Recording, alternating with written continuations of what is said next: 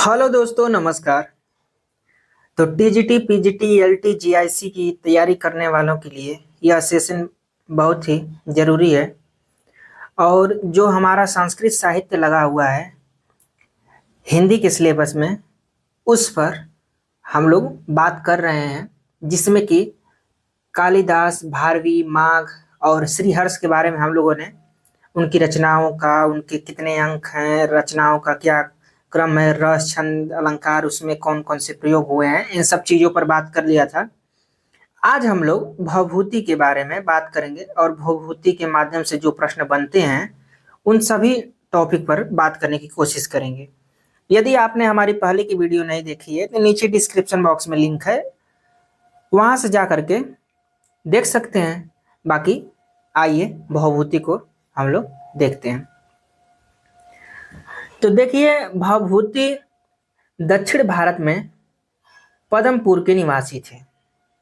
ठीक है, ये दक्षिण भारत के थे।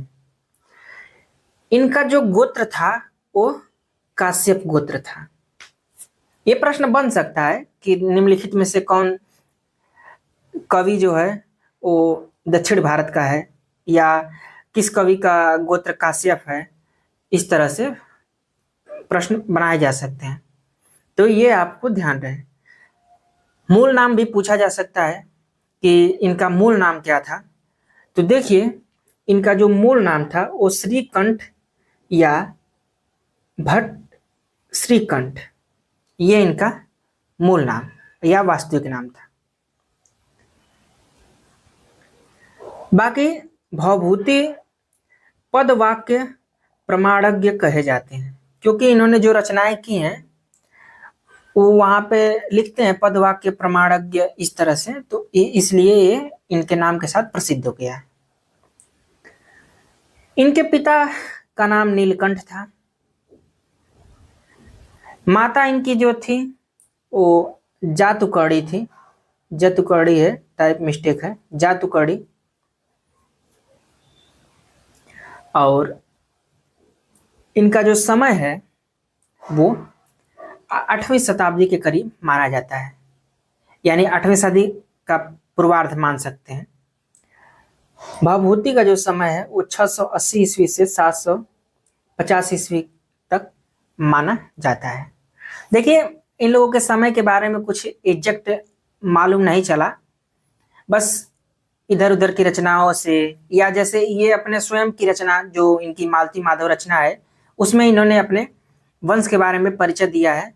तो ऐसे करके ये एक अनुमान लगाया जाता है कि इनका समय इस समय पीरियड के बीच में रहा होगा। भवभूति संस्कृत साहित्य के उच्च कोटि के नाटककार और कवि हैं। कालिदास के बाद भवभूति सर्वश्रेष्ठ नाटककार माने जाते हैं, और भवभूति करुण रस के सर्वश्रेष्ठ कवि हैं। तो करुण रस किसका फेवरेट है या कौन उसका सर्वश्रेष्ठ कवि है, ये भवभूति हैं। भवभूति के बारे में एको रस करुण एव, ये उक्ति बहुत ही प्रसिद्ध है, और इसे प्रश्न बने हैं कि एको रस करुण एव किसने कहा है या किसके संदर्भ में कहा जाता है, तो भवभूति के संदर्भ में। इनकी कृति देख लेते हैं। तो देखिए, भवभूति ने 3 नाटक लिखे हैं, मालती माधव, महावीर चरितम और उत्तर रामचरित। जो इनकी प्रसिद्धि का आधार है वो उत्तर रामचरित। जो आपकी मालती माधव रचना है इसमें 10 अंक है और ये श्रृंगार रस प्रधान रचना है। उसके बाद महावीर चरित, इसमें 7 अंक है और ये वीर रस प्रधान रचना है। उत्तर रामचरित, इसमें भी 7 अंक है, ये करुण रस प्रधान रचना है। तो ये चीज आपको ध्यान जरूर होनी चाहिए कि किस नाटक में कितने अंक हैं और उसका प्रधान रस कौन सा है। वैसे तो देखने में आसान लगता है, लेकिन जब क्वेश्चन रूप में वस्तुनिष्ठ तरीके से पूछा जाता है, जैसे दे करके पूछ दिया गया कि मालती माधव में कितने अंक हैं, 7, 8, 10, 11, तो बहुत दिक्कतों का सामना करना पड़ सकता है। तो इसलिए आप लोग इसको जरूर याद करें, या कहीं नोट डाउन करना चाहें तो नोट डाउन कर लें। आगे मालती माधव के बारे में देख लेते हैं कि इसमें किस चीज का वर्णन है या क्या वर्णन किए हैं। तो देखिए भवभूति ने मालती माधव में मालती और माधव का मकरंद और मदयंतिका के प्रणय और परिणय का वर्णन है। यह भवभूति का प्रथम नाटक है। यह श्रृंगार रस प्रधान है और इसमें गद्य और पद्य दोनों में पांडित्य प्रदर्शन का प्रयत्न किया गया है। तो यानी कि गद्य पद्य दोनों इसमें मिक्स है और ये भवभूति का पहला नाटक है। ठीक है, गद्य पद्य जहां पे मिक्स होता है ना, वहां पे चंपू उसको नाम दिया जाता है। ठीक है, और एक चीज इसमें और प्रमुख है कि इसमें विदूषक का अभाव है और हमेशा से क्वेश्चन ये बनता है कि निम्नलिखित में से किस नाटककार या किस कवि के यहाँ विदूषक का अभाव है। क्योंकि देखिए कालिदास के यहाँ तो विदूषक था लेकिन भवभूति के यहाँ विदूषक नहीं है, तो इससे प्रश्न बना है। तो ये आपके लिए महत्वपूर्ण हो सकता है। बाकी मालती माधव में ही भवभूति ने अपना वंश का परिचय दिया है। तो ये चीज भी आपको ध्यान रहनी चाहिए कि वंश का परिचय भवभूति ने अपने किस नाटक में दिया है। तो मालती माधव में वंश परिचय। अगला जो है वो महावीर चरित नाटक है। इसमें 7 अंक हैं और इसमें भवभूति ने राम के विवाह से लेकर राम के राज्याभिषेक तक रामायण की कथा वर्णित किया है। यह भवभूति का दूसरा नाटक है और यह वीर रस प्रधान नाटक है और इसका जो गुण है वो ओज गुण है। तो जहां पर भी वीर रस होता है वहां पे ओज गुण होता है। इसमें राम कथा के अनुकूल अनुष्टुप छंदों का अधिक प्रयोग किया गया है। तो ये हो गया महावीर चरितम। और अब इसके बाद हम लोग देख लेते हैं उत्तर रामचरितम, जो कि इनकी प्रसिद्धि का बहुत बड़ा आधार रहा है। तो उत्तर रामचरितम में 7 अंक हैं। इसमें रामायण के उत्तरकांड की कथा वर्णित की गई है। इसमें सीता परित्याग, राम मिलन, लव कुश प्राप्ति, राम के द्वारा निर्दोष सीता के स्वीकार किए जाने का वर्णन किया गया है। अब अंक वाइज देख लेते हैं किस अंक में किस चीज का वर्णन है, क्योंकि उत्तर रामचरितम से यह भी पूछ देता है कि तीसरा अंक कौन है, चौथा अंक कौन है, दूसरा अंक कौन है, इस तरह से। तो देखिए जो पहला अंक है इसमें राम चित्र विधि के में सीता को विवाह से लेकर अग्निशुद्धि तक के चित्र दिखाते हैं। ये इनके पहले अंक में ये वर्णन किया गया है, यानी कि चित्र दर्शन। इस जो पहला अंक है इसका नाम है चित्र दर्शन अंक।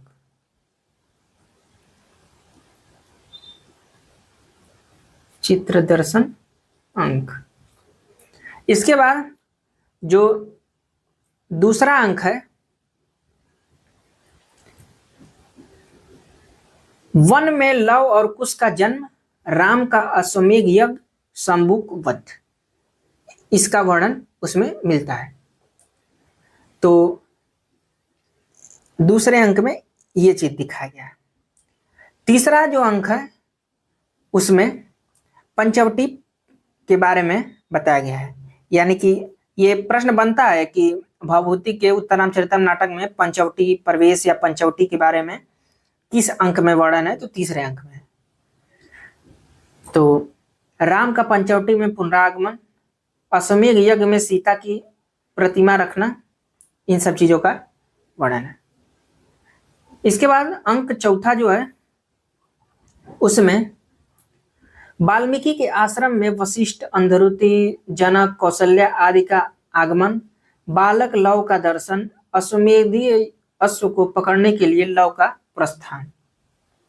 अंक 5वां में लव द्वारा जृंभक अस्त्र का प्रयोग, चंद्रकेतु और लव का युद्धार्थ तैयार होना।